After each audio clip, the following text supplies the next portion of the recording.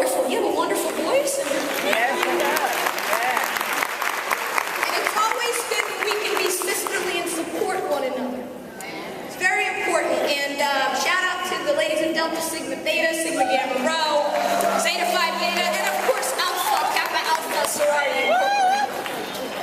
And to my link sisters, I could go through all of our organizations, and it would take forever, so I won't do that. But I want to say also thank you to Integris Health for having me here. Avila, would you please stand up, my dear? It's important. This sister here, she makes us happy. All right. And we need to acknowledge one another. When we're in corporate America in particular, it ain't easy to get programs like this together and get sponsorships. In the good old days, in the 90s, you know, when diversity was kind of thriving and everything, these things were easier to do, but it's really not easy now. Budgets are being cut. Times are difficult, and so you know the stuff that always gets cut first, right? So again, thank you for having me here this morning. I also want to give a shout out to Zora, and thank you for the pastor who brought the prayer this morning. It was a wonderful prayer, and we want to lift our sister up. You know, we called Zora last night when we were having dinner and talked with her, and it leads me perfectly into this discussion. Although we're talking about reclaiming our identity, you know, yeah, I can move. I forgot I got a mic on. You know, black women, and I know the majority of this audience here are African American women, and if you're not an African American woman, I promise, I have a lot of good things to say to you as well. If you're a woman of color, woman not of color, doesn't matter. There's womanhood, but particularly to my black sisters, I want to say, Zora's the perfect example of what we do to ourselves. That's not always good. We push. We push. We're calling from the hospital bed. We're sending texts. We want to make sure that it's getting done. We're control freaks. I'm the biggest one on the planet. I did a panel yesterday. Look at my sister talking about amen. I was on a panel on Thursday before I left home in Washington with Roland Martin. And Roland's one of my best friends. And Roland, of course, called me out and told me to stop being a control freak because he was an hour over time and we were about to get put out into space. But of course, he said I was a control freak. But seriously, sisters, we have got to do better. We have got to do better at loving us. Can I get an amen on that? And this theme of your conference of today is reclaiming our identity. I'm not sure I'm nuts about that title, but because if we have to reclaim something, it means it's lost. But I wrote this book called Black Woman Redefined, and I wanted to redefine us, which means that we've been defined wrongly. So it seems like we got to reclaim something, and we got to redefine something. So let's talk about that today. Look, none of you in this audience are strangers to the fact that black women, from a health perspective, we're not doing so well. There's type 2 and type 3 diabetes, hypertension rampant, stroke, heart disease. HIV is one of the top 3 killers of African American women in this country, particularly our young sisters. And that's another talk for another day because I could spend my whole time talking to our young sisters about your sexual health and how it needs to line up with your spiritual health, and they need to stay in line.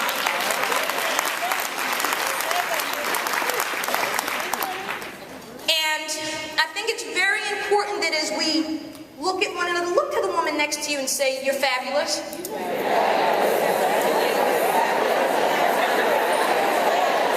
Look at the sister next to you and say, "You're beautiful." Look at the sister next to you and say, "You're warm. You're kind. You're caring. You're thoughtful. You're loving. You're a spiritual being. You're a human being." And that means you need rest. You need to restore.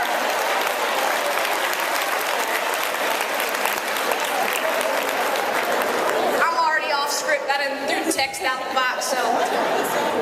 There are 4 points I want to hit this morning, and if you're taking notes, the other thing, and I know my sister wants to kill me here, Tara, stand up for a second. I always like to acknowledge sisters who help sisters.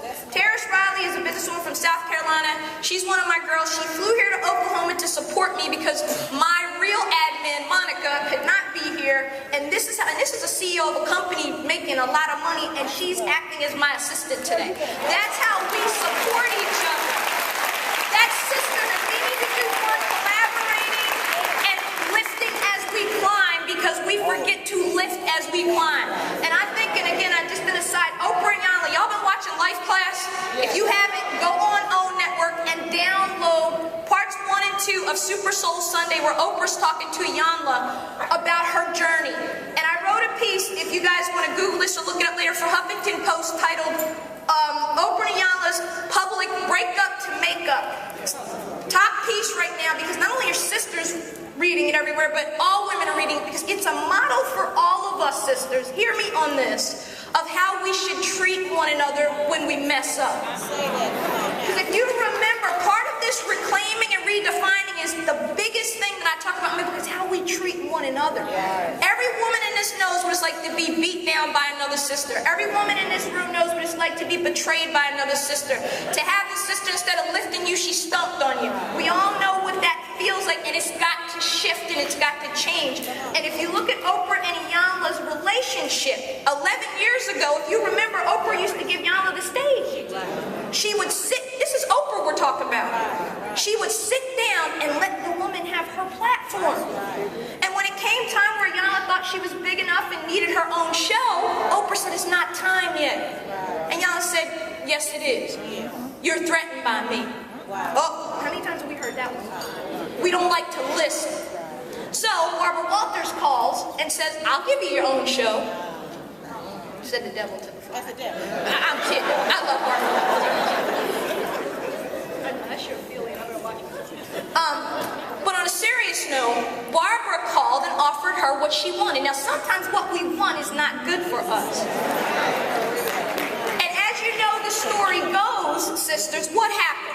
Iyanla Vanzant, not only did the show not make it 6 weeks, I think it was canceled, she was a 7-figure author. Let me tell you, as a first-time author who's won an award, I ain't making nothing close to 7 figures. 6 figures are hard to make. You're starting out. This woman was a 7-figure author. 7 figures. She had a mansion. She had a marriage. She had children. Within a year's time, Iyanla was getting a divorce. Her 30-year-old daughter lay sick with cancer and died. She lost her $1 million book deals and got sued by her publisher. And her life fell apart. And I'm saying this because I want you to understand that things can change in a moment in this life. Now fast forward 11 years later. I know this because both Iyanla and I had the same publisher. And when she published Piece to Broken Pieces, the book was not doing well. She had lost the stage that we all knew from the 90s. Iyanla, we all used to go to conferences reading. She just kind of had fallen from grace.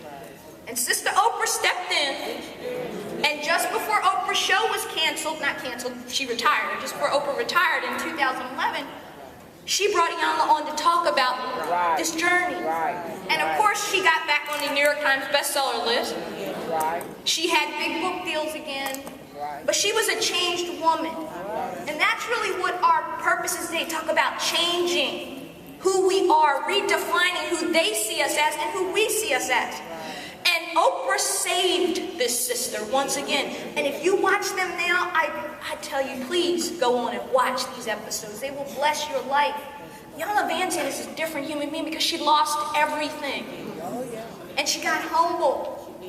But she's back stronger, and she's back better, and she's more brilliant, and she's more wonderful, and she's more compassionate. And I just need you to know, talking to somebody this morning, you think it's over. But the word says, what does the word say? I can restore the years the locusts have eaten. That's right. The latter will be greater than the former. You got to trust that, sisters. You got to know that in this room is power. 400 years of power and survival. And not just surviving, but thriving. And when we leave here today, after I hit these 4 points briefly, and like I said, not a speech, we're going to talk. I want to take questions. And I may come down there and call on somebody. I'm notorious for that, so get ready. Because we, as black women in the 21st century, this needs to be our millennium. Now, we have, sitting at 1600 Pennsylvania Avenue, a fabulous African American woman.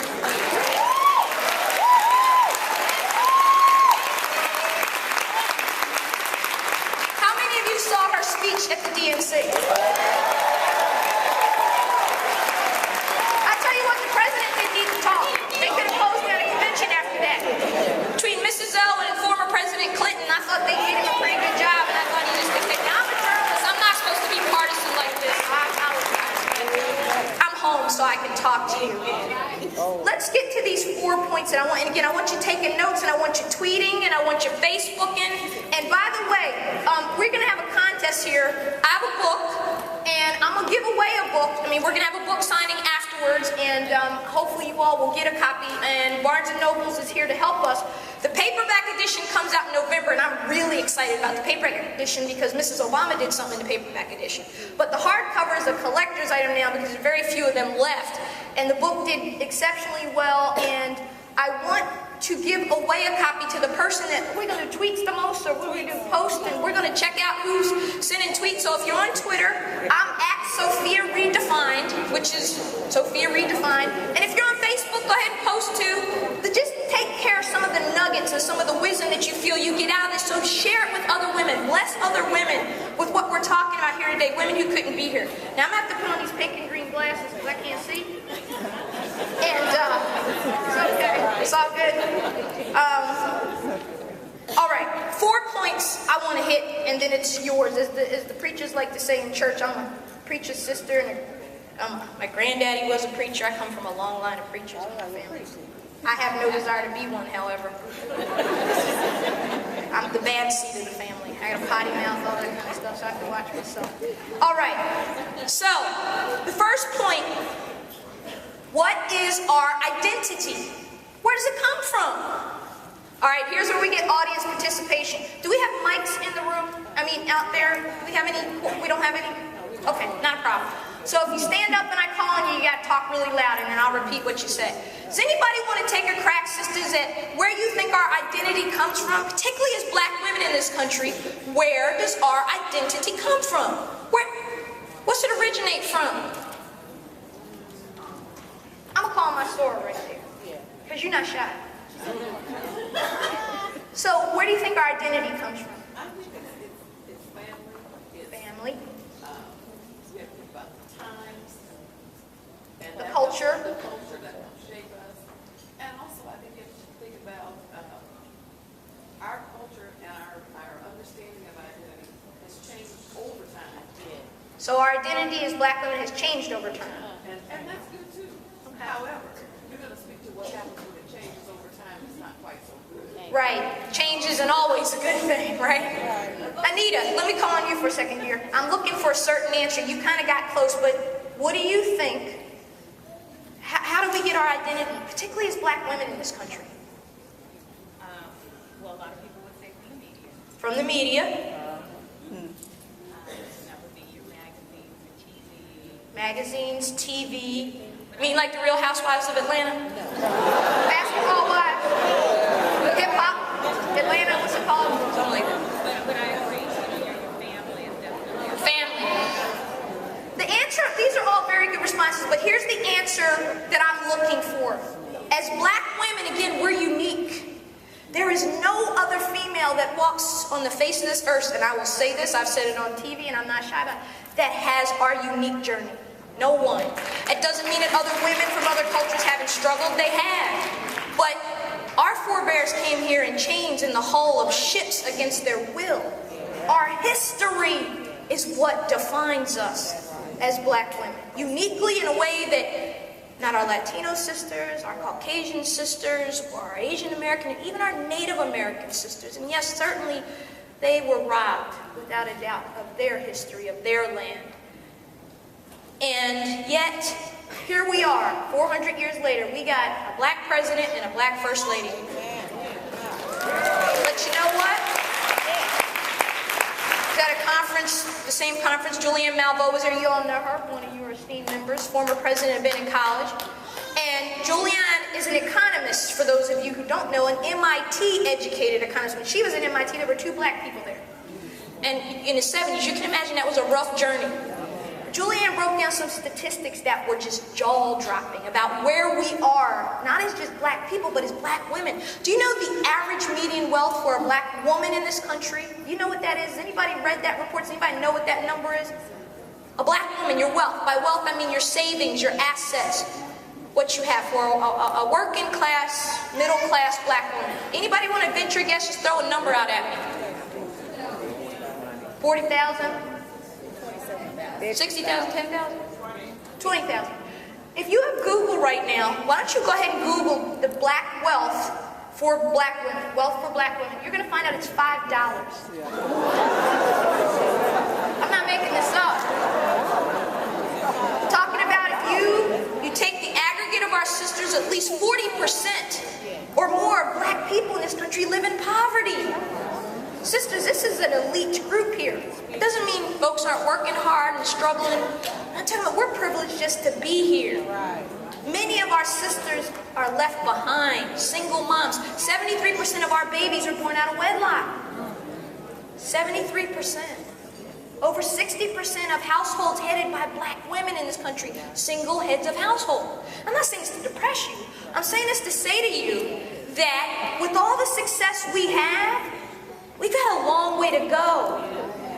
And what I'm saying is that in this room, in this time, black women, we're going to have to do what we've always done, but we're going to have to step up. And the first thing we're going to have to do is reclaim our identity and redefine our image, because it's not very good. Because you and I, all of us here know that they see us much more as, who's that child on the Real Housewives of Atlanta? Nene. They see us much more as a Nene than as a Michelle Obama. And that's a problem. Our young sisters, I can't tell you how many college campuses I've been to and called, particularly by HBCU presidents or others, saying, you gotta come here, these young black women, they literally are fighting each other. They're physical with each other, cussing each other out. I was commenting, we were talking last night about that our leadership for Alpha Kappa Alpha, and I know Delta's deal with this too, I've talked to your sorors as well, where we're cussing each other out in chapter meetings. Bring it outside. We do this in the churches, sisters. I got a feature coming out in Essence in a couple months that y'all do not want to miss. It's on First Ladies of the Black Church, and we're going to go there. I'm probably going to need a flak jacket, but we're not going to tear First Ladies of Church down. But we're going to really go undercover and see just what's going on in our houses of worship, particularly as it relates to us as black women. We're a mess, and we got to do better. So let's talk about the components of reclaiming your identity, and we're going to move on to point 2. So much of what I talk about in the book is historical in the context of how we've been shaped and formed as black women. It's Sojourner Truth's rant from 150 years ago. Ain't I a woman? What did she mean by that? It's where I started with Sister Zora, who we love and we wish love and light. We wanted to get out that bed and get well and get healed. We work ourselves into a hole, sisters. A lot of us are carrying pain, anger. We've been abused. We've been misused. Chapter 7 of my book, I never thought I'd have to write until the researchers came back and said over 50% of your sample of highly educated, professional, independent, accomplished black women have been sexually abused in their lifetime. I was jaw-dropped. And what I found out is that my mother, who's now 65, at the time she was 62, broke down and told my brother and I she had been raped at 9 years old, molested. So it was in my own family and I didn't know. And I never saw my mom be mean a day in her life or be unkind a day in her life, because she's a godly woman. But my point is that if I were to start counting tables, it's about 1 in 4 have been abused, misused, mistreated. And you look good on the outside, but you ain't doing so hot on the inside. Now all I'm saying, sisters, is the point today is to get you to think about who we are, who we really are, not what the media says, not what the Housewives of Atlanta says, but who we are. Michelle Obama has always been prevalent in our community. We've always seen black women that love their husbands and raise their children and were educated or uneducated, but they held down 2 jobs to send their kids to have a better way of life. We've always known black women who took care of their bodies and loved the Lord and were godly women, servants, and who elevated their sisters. They didn't tear them down. But she's the first time the world sees that part of us, right? So my goal is simply just to get you to think this morning about how you in this room as individuals and collectively, how we can begin to shift. And the number one thing I'm going to say about reclaiming our identity is we've got to mentor our young sisters. And by young sisters, I'm talking about these 20-year-olds, Gen X, I'm a Gen Xer, so if you're in your mid-30s, the late 30s, early 40s, mid-40s, you're a Gen Xer. But if you're under 35, really probably 32, you're a millennial. You know, you're Gen Y, all right? Many of you have children that age, all right? They're dealing with different stuff than we ever thought about. This technology, while it's good, it's bad. I was in the airport and I actually stopped and looked and nobody was looking up. Everybody's face was like this and everybody was like this. Parents with kids pushing them off. The kids had devices. The parents got devices. The parents are texting each other when they're sitting next to each other. How you doing today? This is real.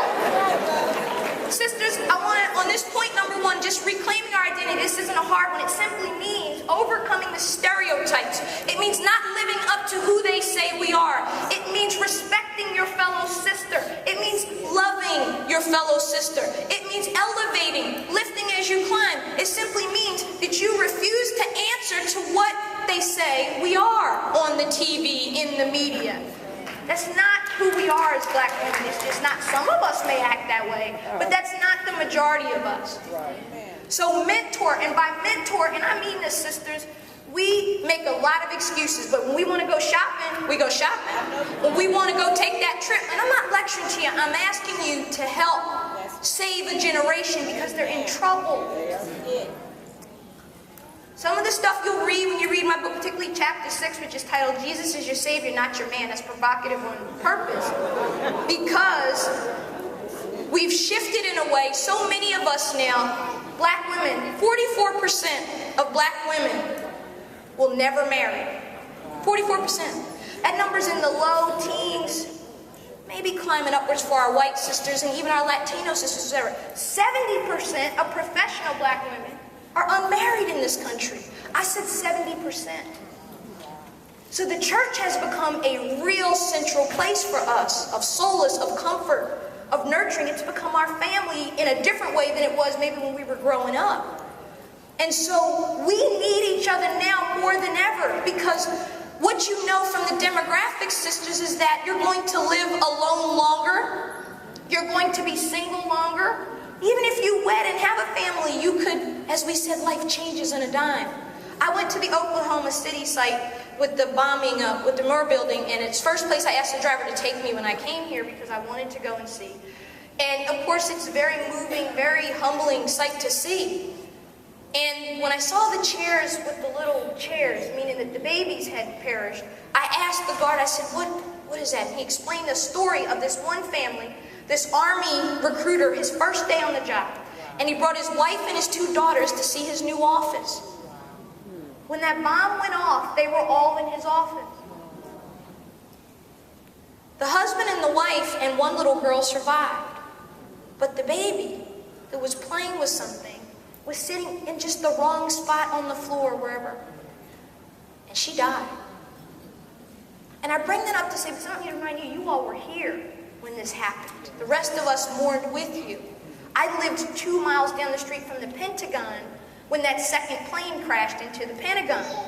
I felt the earth move under my feet that morning. Barbara Olson was my boss on Capitol Hill. She was my chief counsel. She was Solicitor General Ted Olson's wife. She was on the plane that ran into the Pentagon. So our lives can change in a moment. We know this as women of faith, but we aren't acting like it. So I'm telling you, you've got to reach back and talk to these young women and your peers. Whatever happened to the days, I have some baby boomer women in here, women that are, 55 and up. Whatever happened to the days of the greatest generation ladies, the ladies that are 70 and up, 80 and up actually. You used to be able to talk to one another. Frank, girl, you better stop that. You better go get that man. You better make his plate. Girl, don't you go out the house looking crazy when you go to Target. You don't know your husband might be in that store. Girl, I don't think that's good for you. My sister, if you're in that crack house, I'm going in there after you with 3 other sisters, and we'll beat down the crack dealers and the drug dealers and the captains. That's who we used to be. Now, the young sisters will cuss you out if you try to talk to them. And you know what the problem is? Too many of us that are parents, aunts, we want to be friends. We want y'all to like us. I declare today that that is over. We need to get back to a time in our community as black women where we can talk to each other again. I have what I like to call, and if I'm a little wobbly, forgive me because I had vertigo. I almost didn't make it here, so I'm good. If I fall down, just pick me up. So I get back up and keep talking. But this is really important, sisters. Because I have what I like to call in Terrace Park the love council. My love council. Now, my love council consists of some women some of you know very well from, they're famous sisters. But to me, they're like aunties or second moms. And it's cross-generational. That's another word I want you to write down. Cross-generational talk is something we need in our community. By that, I simply mean what I just said. Older, wiser sisters, you Titus 2 women in here? Y'all read Titus chapter 2 lately? Go read it. It says the older, wiser women, the married women should teach the young women in the way they should go. Now, the brothers are supposed to do that too, but that's another conversation for another day. What I'm suggesting to you is everybody in here, I want you to get a love council if you don't have one. And by that I mean, these are women in your life who, well, some will be older, some will be your peers, and some will be younger because the young sisters have stuff to teach you too. And some of us that are over 40 think we know everything. We don't. And you know what? You need to listen too because you need help. You need love. You need somebody to kick you in the butt.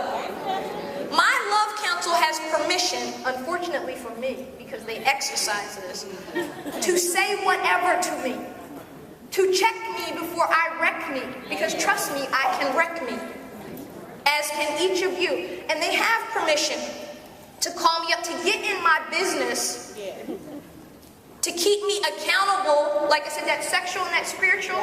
I was just in an article in Ebony, and when I announced to the world that I was celibate in my relationship, I just got engaged to be married, and I've made him wait. And people were talking about that on Twitter, and that was big news. Oh my God, Sophia's celibate, wow. And it was a little embarrassing, but you know what? It felt good, because it meant that I was walking what I'm talking. And too many of our leaders don't walk what we talk. And that's why the young ladies are a mess. Like I said, and this is in our churches too. I know we don't like to talk about this, but sisters, we got to do better. So get a love council. Your love council has permission to say anything to you with love, but they can check you. They can tell you when you're going off course, and you will receive it and say thank you. You might not like it. There are days when my mom or Mickey or Michelle or somebody or Terrace has said something to me that I thought was just, I don't believe she said that to me. But then I go on and pray about it and think, oh, she's right. Okay. Okay. And get over it. Get over yourself. What does the word say about wisdom and instruction? A fool doesn't accept instruction and correction. Don't be fools, sisters. You don't want to be a fool. That's a bad thing. Take correction. Take instruction. All right, point number 2.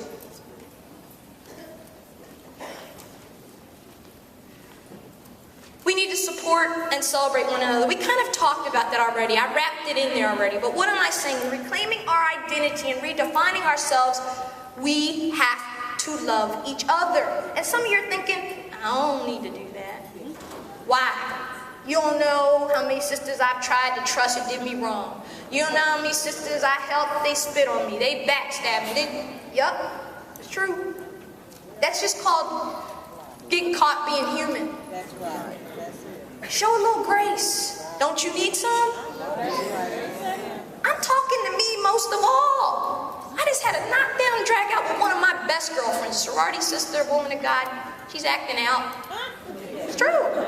But you know what? I'm going to cover her. I'm going to love her. Terrace, you know what I'm talking about. You've seen the behind the scenes. I said we all look good while we're standing up here, but can you humble yourself? Can you cover your girl when she messes up? Now look, there are boundaries that everybody in here needs to have to protect yourself. I'm not telling you to be stupid. Don't let people use you as a doormat. Somebody sleeping with your husband, that's a deal breaker. If somebody steals money from you and you're helping them, that's a deal breaker. I mean, I've got a caveat to deal breakers. But if someone hurts one of your family members, yeah, those are people that you need to separate yourself from, but you need to pray for them. And seriously, sisters, I mean that, because that means that person is just broken. They're hurt. Hurt people hurt people. And so the second thing I want to ask of you today is to show some grace and some mercy in your walk every day. Stop being so hard. I got to read. Somebody got a book. Give me my book. It's inappropriate to quote yourself, but it's okay. I'm going to read something to you guys, because you guys are going to relate to exactly what I'm saying to underscore this point. Buckle up. This is not nice. All right, here we go. I'm good. I know somebody's probably keeping time, and I'm 2 points in. Bear with me. When I get started, it's hard to get me to stop. So, chapter 11 is titled, I Am My Sister's Keeper. Why we need one another now more than ever.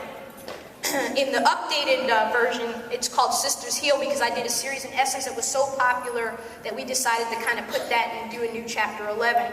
But let me read to you how this chapter starts. It opens with a quote from James Baldwin. You know, it's not the world that was my oppressor, because what the world does to you, if the world does it to you long enough and effectively enough, you begin to do to yourself. That's right. Here's how chapter 11 opens. I hate that bitch. I can't stand her ass. Who does she think she is? She thinks she's cute. Somebody needs to take her down a notch. As a friend, I'm just giving you the 411 on her, girl. She's not a team player. I warned you about her, girl. I don't have time to be a mentor. Who mentored me? I'll pray for her, but I'm not getting involved in her drama. That's just how she is. She'll get hers, and I want a front row seat when she does. I'm so over and done with her, I had to cut her loose. Don't call me your sister, I ain't your sister. Hard to believe that the same women we love and admire, and who regularly join forces to support our churches, schools, sororities, communities, and charities, would say or think such vicious things about each other.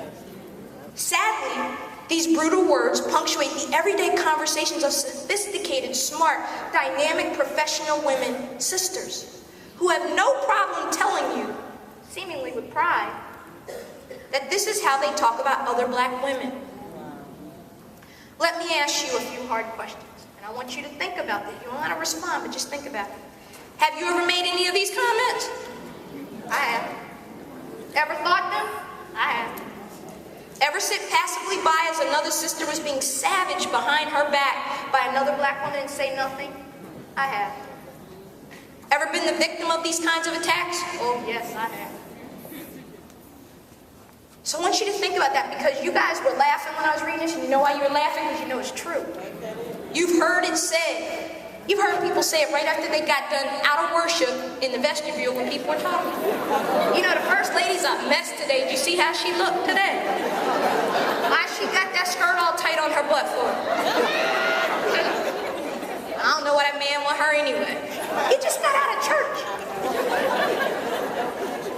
Okay, enough on that. Point number 3. Now, this is a big one. Big one. In reclaiming and redefining ourselves, sisters, is a huge one. And it lurks beneath the surface. And it's what Audre Lorde wrote about in her poem, Eye to Eye, about how we don't love ourselves as black women because we've been so maligned and so mistreated throughout history. Think about we're the mules of the world, says Zora Neale Hurston. It ain't changed a whole lot. Black women don't cry. Black women don't get sick. We got capes. We fly. We leap tall buildings in a single bound. We take care of everybody. We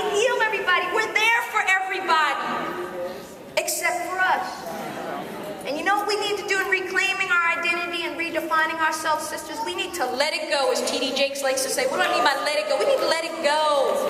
We need to let some stuff go. We're carrying it. You know what happens when you start carrying?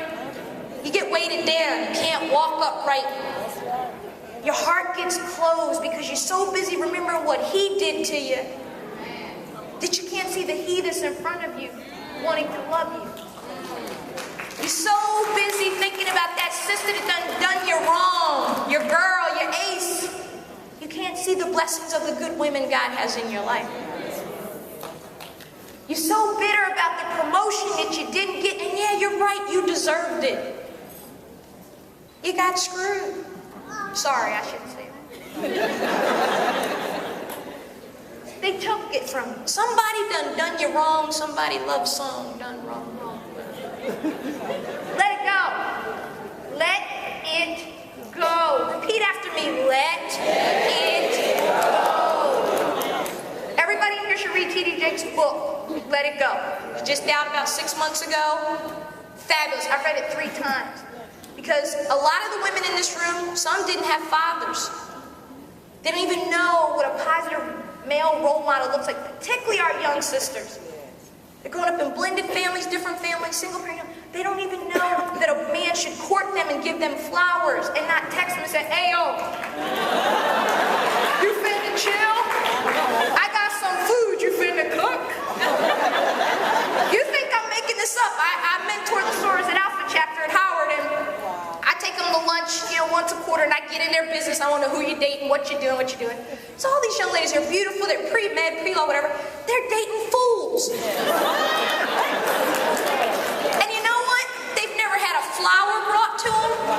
They don't know what it's like for a young man to take them to a Sizzler. They still got Sizzlers, or am I just old? They ain't got Sizzlers. They don't know what it's like to have somebody respect them, to open a door.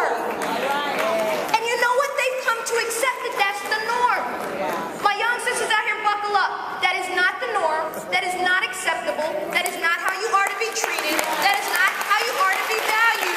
You are not a sex object. You are not to be a junk off or a DTF or a friends with benefits or any of this other ridiculousness you guys have come up with. No, you're worthy. You're valuable. Your body is your temple. Why would you sleep with all these fools? Some of them got babies by different, it's a mess. You better open up your horizons. You ever hear swirling? I'm just saying. Open up your horizons. There's a lot of wonderful men out there. They don't all have to look like you. The brothers do it. Why shouldn't we? Just saying.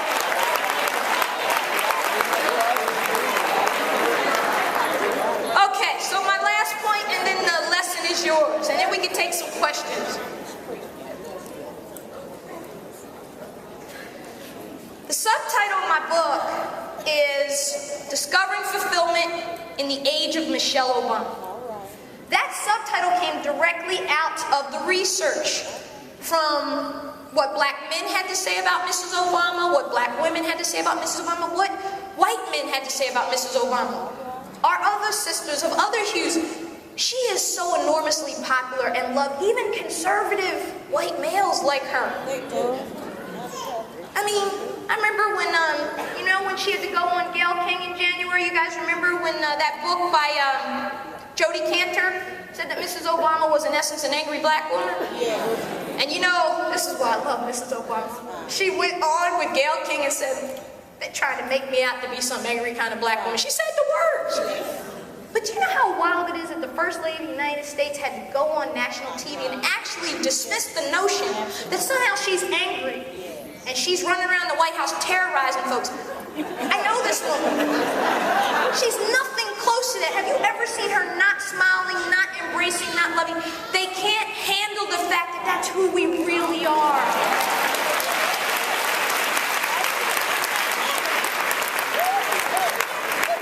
But what I mean in the age of Michelle Obama, and again, I'm speaking more to my young sisters, my Gen Y, particularly, those of us X and baby boomers as well, but you young sisters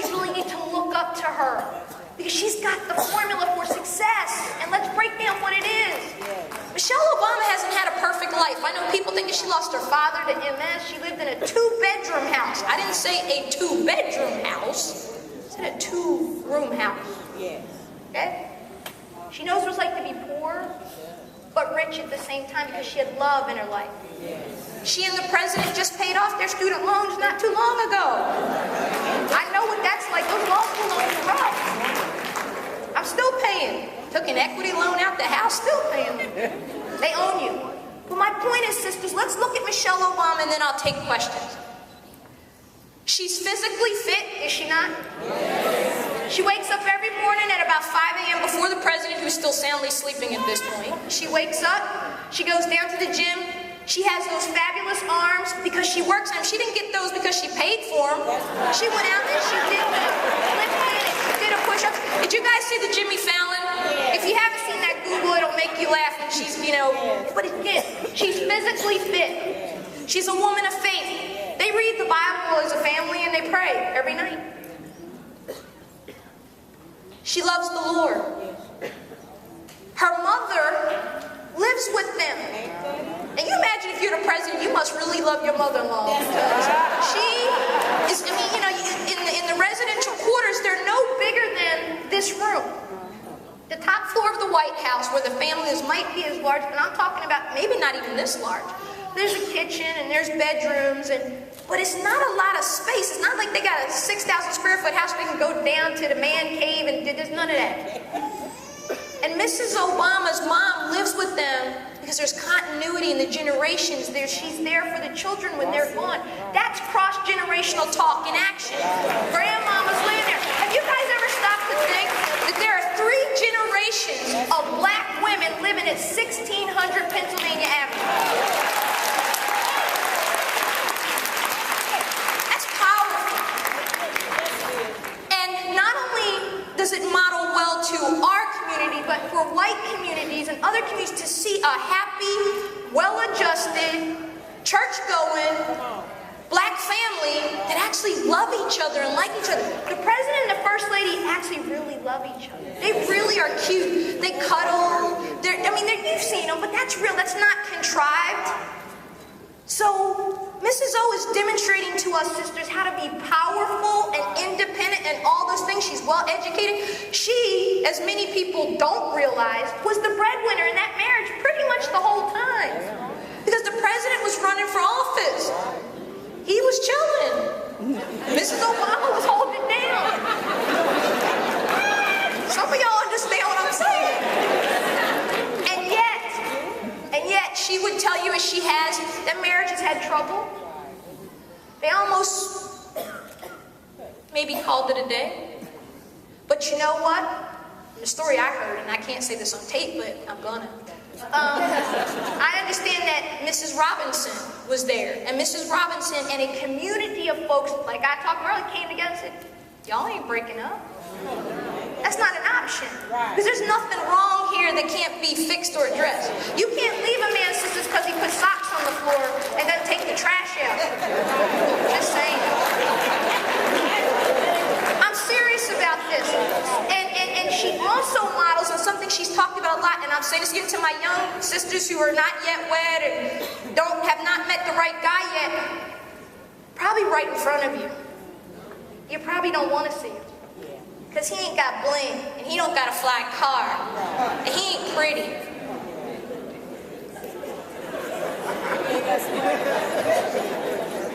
Soledad O'Brien has a great essay in my book that you should read, where she talks about his strategy, and she talks about having it all. And she has it all, she said, because she was very purposeful about it, sisters. Young sisters, listen to me, buckle up. She said she made a conscious decision when she was at Harvard. She knew she wanted at least 4 kids, which she has. She knew she wanted a career, so she knew she had to get a man that was going to be okay with her being a career girl, whatever. But she said she didn't abide fools. She just didn't do it. And she writes, she said, if a guy started acting up, she was like, nice knowing you, bye. And she moved on to someone that was going to respect her, adore her, admire her, love her.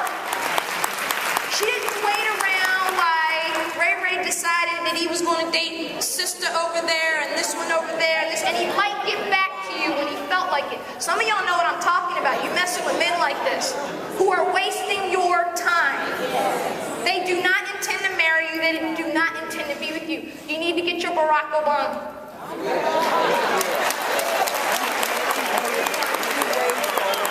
But your Barack Obama, when he showed up in Michelle's life, had holes in his shoes. He had a car that she talked about in the DNC video where you could see the floor. You ever date a brother with a car with the floor missing? I had. I can hold it. And I'm saying, but, I mean, and the president is a few years older than the first lady, but he took some time off to be a community organizer. And so he went back to law school later, so she was already excelling in her career. She was his mentor at the firm. Y'all aren't hearing me. He was, and she said he had a funny name, Barack Obama. And he had big ears. So what she was saying was there was a lot of reasons for her not to date him. He didn't fit the profile of the brother she thought she might be had. The brother who was on the partner track at Sidley and Austin, the brother who was fine, the brother who had a BMW, the brother who had a nice crib, the brother who could order $500 bottles of champagne at a club. Let me tell you what, if you get a fool that orders $500 worth of champagne, he needs to really think about his priorities in terms of savings and investing. I'm just saying, you might want to think about that. Okay, so I'm gonna wrap it up. What am I saying? Sisters, if I can leave you with some takeaways, particularly on this last point of what it means to be fulfilled. And look, that's a very individual choice. What makes you fulfilled might not make me fulfilled. But there are some things that are universal about us as women. As human beings, that make us fulfilled. And the number one thing, and sisters can fight me on this and tell me I don't need a man and I don't want one and I'm happy with myself, that's bull crap. Nobody's happy by themselves. Nobody doesn't want love. Nobody doesn't want to be cared for, looked after, nurtured, talked to, held. We as black women have convinced ourselves that we're not even worthy of that kind of love. We think that's for other people. And that goes directly back to slavery, sisters. Chapter 2, I break this thing down for you. You gotta understand, as Sojourner says, you're in the fields working. You're getting beat, probably raped twice at night by the master or his friends that come. Just think, and I talk about this, I opened chapter 2 with Mrs. Obama's story about her great-great-great-grandmother Melvina Shields, who was a slave, a 15-year-old girl in a plantation in Georgia, who we know had a mulatto son, so we know she was raped by, they don't know if it was the owner or one of his 4 sons, or it could have been a passerby. As a black woman in the 17th century and the 18th century, you didn't even have control over your own body. Right. Who could take it? That's right. And then Jim Crow set in. And you could be attacked walking down the street just for being a black woman. Do you understand what we've been through? It's in our, they call it bone memory. Anybody ever hear that term? We have a DNA, a legacy of strength that is amazing. We should have perished as a people a long time ago, but we did not. And I need you to think about how powerful that is, but I need you to shift. You don't have to be that anymore. Your great-grandmamas and your great-grandmamas and your grandmamas paid the price so that you could live fulfilled and happy. Let it go. And I'm talking to you as much as I'm talking to you, sisters. There is someone for you. There is love out there. There is sisterhood out there. There is friendship out there. But you got to be open. A lot of us in this room are closed. They're like, this sister's talking some BS up here. We're not. If you want happiness and you want joy, your heart has to stay open. And if I can think of the biggest thing I want you to take away from being well and reclaiming your identity and redefine yourself, it's to be the women that we've always been. Diana Ross said when she said, I'm coming out. I want the world to know. Sisters, it's time to come out and be the loving, kind, nurturing, warm, spiritual, gifted women we are. You don't ever hear those terms associated with us. You hear angry, strident, divisive, arrogant, mean. Mean. Get that one a lot. Some of us are mean, and sometimes it's okay to be mean. Just don't let that be your modus operandi. What I mean by mean is sometimes you just put upon. Sometimes you're just tired. And that's okay. Own it. And the last point on mental health, because part of reclaiming who you are and knowing who you are is being sound in your mind. What does the word say about the power of a sound mind? Be ye transformed by the renewing of your mind. Time to transform, sisters. We got to stop this stuff that we don't go to counselors. Depression is real. Depression is a mental and a physical issue. There is no shame in going to get counseling or asking for help. The shame is when you don't ask for help. The shame